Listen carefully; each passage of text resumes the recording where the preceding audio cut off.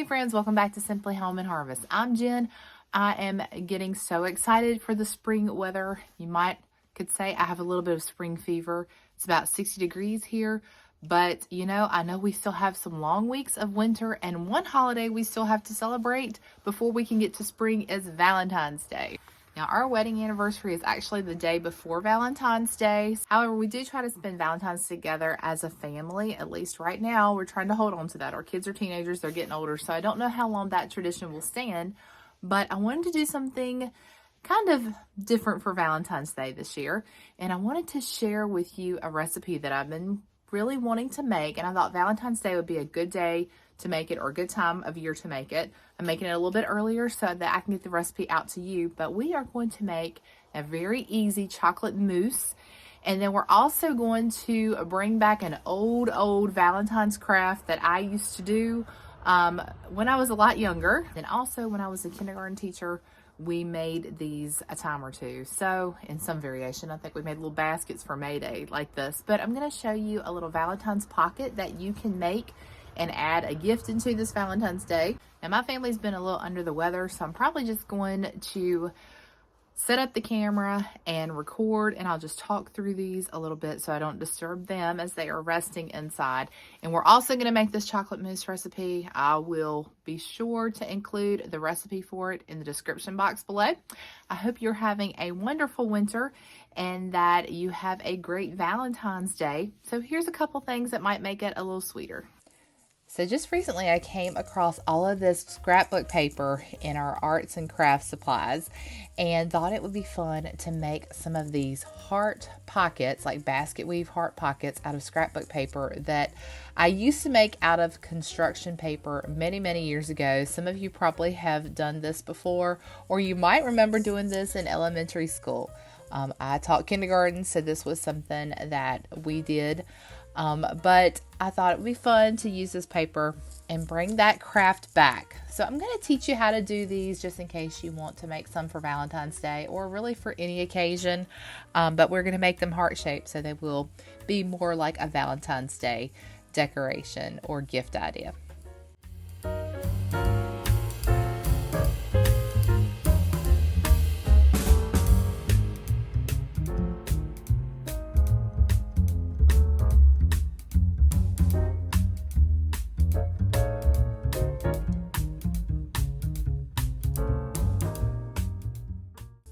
So to make a pocket, you need 2 pieces of scrapbook paper, or you can use construction paper. Now I'm using pattern paper, but this will be a lot easier probably just to use 2 solid colors. That way you could really see your basket weave design.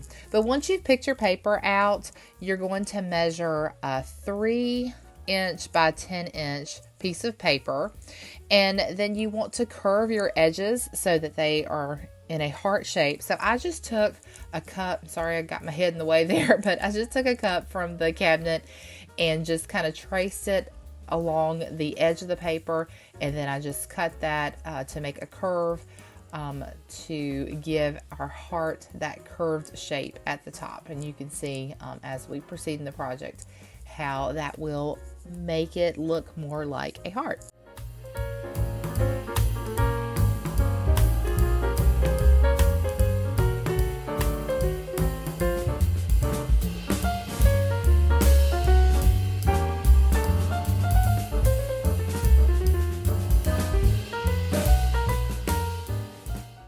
All right, now that we have our 2 pieces cut out and curved, we need to go ahead and draw 1/2 inch lines. And this is where we're going to cut our slits so that we can create that basket weave effect. So I'm just taking my ruler here and I'm just measuring across the top of each one 1/2 inch. And then I'm just drawing a line from edge to edge from where the curvature at the top starts to where it ends at the bottom.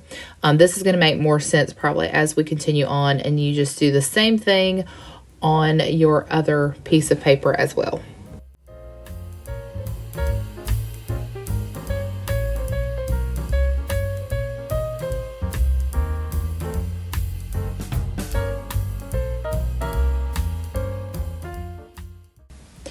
Now, once you have all of those 1/2 inch lines measured out, you can start cutting your slits. So you see I'm just cutting along each line that we measured out up to the top of the piece of paper where that curvature begins. So I'm going to do the same thing on both pieces of paper.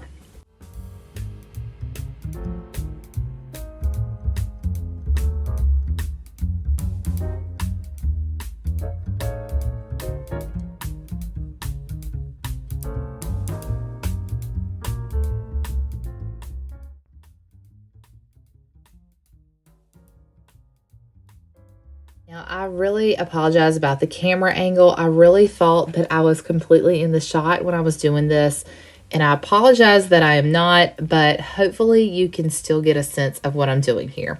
So you're going to take your 2 pieces of folded paper and you're just going to start your basket weave.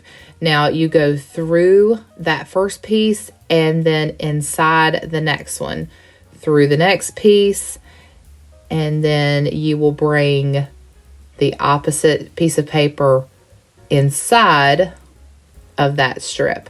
So you're just going to alternate back and forth, but like a typical basket weave where you would just go in and out of the strip of paper, you're actually going to go inside and through each of these strips because you're making a pocket. So hopefully that makes sense. You might have to keep rewinding this video to see like what I'm doing exactly. It's really hard to explain it while I'm doing it. It's more so just kind of starting a pattern and then following it. So you can see on the second one, you would do the opposite of what you did before. And what I had to do was just completely, like the whole time, constantly say to myself over and over, through, inside, through, inside, through, inside, so that I can remember which ones I was alternating. And a couple times I did get off course and I had to pull that strip of paper out and start the row over. It's kind of like, I guess you see right there, I did that, but it's kind of like, I guess, knitting or crocheting and dropping stitches, and then having to go back and kind of like rework everything to find the place that you made your mistake. So that's kind of the same idea with this. But if you ever done any kind of basket weaving or, paper weaving, is probably more likely what you've done, then you will understand what I mean by alternating your pieces. So just remember, through, and then bring the next piece inside of that one, through, bring the next piece inside. And you will do this until you have completed with each little strip of paper, and you'll see when you get to the end that you've made a secure little pocket that you can use to fill with candy. You can fill it with a gift card. You could put a sweet little note inside of it. I mean, so many things you could do with these. And once you get started, if you have a lot of paper that you can use, these kind of get addictive, because I found when I did 1 or 2, I wanted to keep making them because there were just so many different options with all that beautiful paper. And I just wanted to keep sitting there and making them. So it's fun to just maybe listen to an audiobook or put on a TV show or something and just weave away.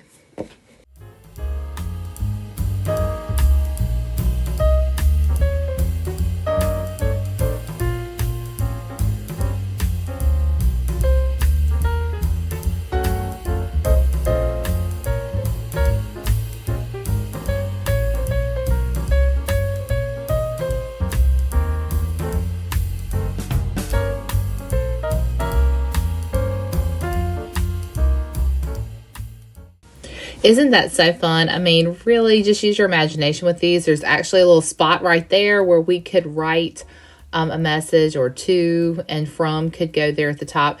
You could also take some ribbon and maybe glue them to the inside, and you can make a little hanging folder or pocket out of it and hang it on a door or something for someone. But you'll see, I just did a time-lapse video of making another one, or maybe I made a couple more with that scrapbook paper. But just so much fun. I hope you will give this project a try, and if you do, you'll have to let me know how they turn out and how you use yours. Did you fill it with candy? Did you fill it with a gift card or a sweet note? I'd love to know. Now it's time to head to the kitchen and make a delicious and simple Valentine's Day dessert. We're going to make chocolate mousse. And it's something that I've always loved, but I don't think I've ever made a chocolate mousse. And when I found a recipe that was so simple, I thought I had to give it a try. So we're going to start out by whipping 1.5 cups of heavy cream.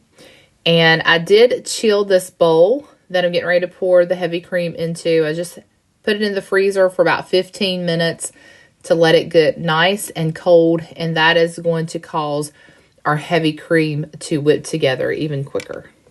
So we're just going to whip this for about 1 minute to 2 minutes just to get some soft peaks to start to form there. And then we're going to add in 1/4 cup of cocoa powder that we've sifted and then some powdered sugar.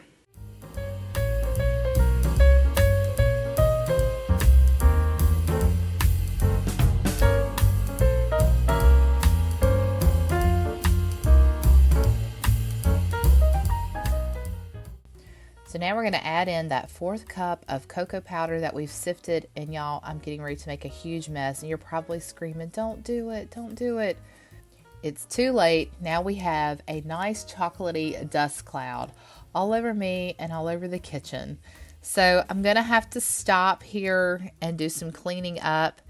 And then I'll bring you back. But I learned a lesson. Probably a good idea to maybe put a towel over top of your mixer, or protect yourself in some way, or add gradually. I don't know. There's got to be a better way, but definitely beware of that. It can stir up a chocolate dust cloud very quickly.